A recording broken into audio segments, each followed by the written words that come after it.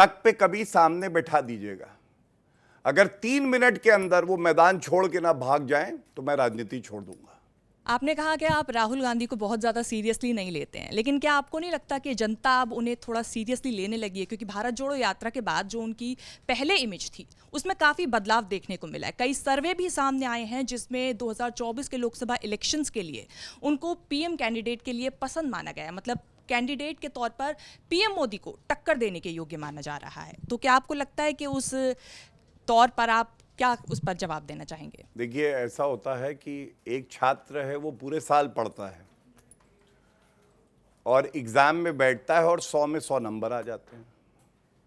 एक और छात्र है वो पढ़ता लिखता नहीं है, वो कहता है मम्मी मम्मी मुझे ये बताइए, मुझे भी फर्स्ट आना है, सपना देखा है कैसे पूरा होगा। मम्मी कहती है रुकिए, मैं एग्जामिनेशन पेपर जो है वो मंगवा देती हूं, तुम आंसर याद कर लेना। सारे आंसर बन जाते हैं। रात में जब याद करने होते हैं तो वो व्यक्ति इतना आलसी है कि वो सो जाता है। तो मम्मी कहती है चिंता ना करना, मैं टीचर से बात करती हूं, मार्क्स अच्छे आएंगे तुम्हारे। लेकिन मार्क्स अच्छे नहीं आते। जो रिपोर्ट कार्ड होता है लोकतंत्र में वो इलेक्शन के दौरान जब जनता वोट करती है उसके बाद आता है।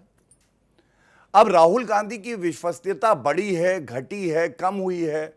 पहले 30% थी, अब हो सकता है 10 हो, पता चल जाएगा, कुछ महीने की बात है। लेकिन असूलन एक बात कहूंगा, अगर कांग्रेस पार्टी इतनी मजबूत होती तो वो अकेले डट के खड़ी होती, कहती भारतीय जनता पार्टी को हराने का जज्बा मादा हम में है। लेकिन वो जो पार्टी कभी सीटें बांटा करती थी क्षेत्रीय दलों को, आज भीख का कटोरा लेके कहती है उत्तर प्रदेश में 5 दे दो, पश्चिम बंगाल में 2 दे दो, बिहार में 3 दे दो, मुझे जीने दो। ये इसलिए है क्योंकि वो अंदर से कमजोर है और ये बात वो जानते हैं। और आप देखेंगे जब 2024 का परिणाम आएगा तो ऐसा हो सकता है कि इस बार अगर वायनाड से लड़ें तो वायनाड से भी चुनाव हार जाए। गौरव जी, अभी आपने थोड़ी देर पहले जनता की गाड़ी कमाई का जिक्र किया था। उसी गाड़ी कमाई को जिक्र करते हुए आपने सोशल मीडिया पर एक पोस्ट भी किया जिसमें आपने विजय माल्या का जिक्र किया था और कहा था कि कांग्रेस के कार्यकाल के दौरान उनको पिछले लोन चुकाए बिना नए लोन दे दिए गए थे और जिसके बाद विजय माल्या ने खुद प्रधानमंत्री रहे मनमोहन सिंह को शुक्रिया अदा किया था। तो ऐसा तो नहीं है कि उस वक्त के ही गाड़ी कमाई का जिक्र आपने कांग्रेस पर लगाया हो? अभी भी राहुल गांधी की तरफ से यानी कांग्रेस की तरफ से बीजेपी पर लगातार इस तरीके के आरोप लगाए जाते हैं कि अडानी को बहुत ज्यादा फायदा पहुंचाया जा रहा है बीजेपी की तरफ से। इस पर आप क्या कहेंगे? देखिए, पहली बात तो मैं जो राहुल गांधी कहते हैं उसको गंभीरता से नहीं लेता और यहां बैठा हूं तो मेरी जिम्मेदारी है कि मैं वजह भी बताऊं। 2019 के चुनाव से पहले चीख चीख के कह रहे थे चौकीदार चोर है। जनता ने ऐसा जवाब दिया कि कहीं के नहीं रहे, अमेठी भी हार गए थे। सर्वोच्च न्यायालय में एक माफीनामा है, एफिडेविट पे दिया है राहुल गांधी ने। उन्होंने अनक्वालिफाइड अपॉलॉजी, बिना शर्त के माफी मांगी कि मैंने झूठ बोला।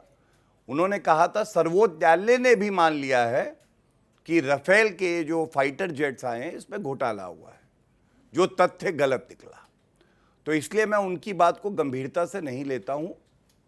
ये सही है, वो सोने का चम्मच लेके पैदा हुए हैं और ये भी सही है अगर योग्यता के आधार पे आप कहें, आदरणीय प्रधानमंत्री श्री नरेंद्र मोदी जी, श्री अमित शाह जी, जेपी नड्डा जी को छोड़ दीजिए।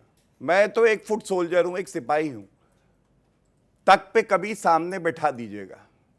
अगर 3 मिनट के अंदर वो मैदान छोड़ के ना भाग जाएं तो मैं राजनीति छोड़ दूंगा। अब मैं आपकी बात का उत्तर देता हूं। गाड़ी कमाई और ये सारे तथ्यों के साथ बता रहा हूं, आप वेरीफाई करिएगा। इंसॉल्वेंसी कोड आया, सुप्रीम कोर्ट का स्विस रिबन्स का जजमेंट है जिसमें लिखा है करीब 2 लाख करोड़ रुपए जो लोन कांग्रेस के समय में दिए गए थे वो रिकवर किए इंसॉल्वेंसी कोड की वजह से मोदी जी की सरकार। 6.5 लाख करोड़ रुपया रिकवर हुआ है जो लोन कांग्रेस के समय में दिए गए थे जिसका रीपेमेंट नहीं होता था, और जो ट्वीट की अभी बात हो रही थी, विजय माल्या का पत्र है, he is not paying the instalments of the earlier loan, और मनमोहन सिंह जी हस्तक्षेप करते हैं और उनको फिर से और लोन दे दिया जाता है और धन्यवाद देता है वो मनमोहन सिंह जी।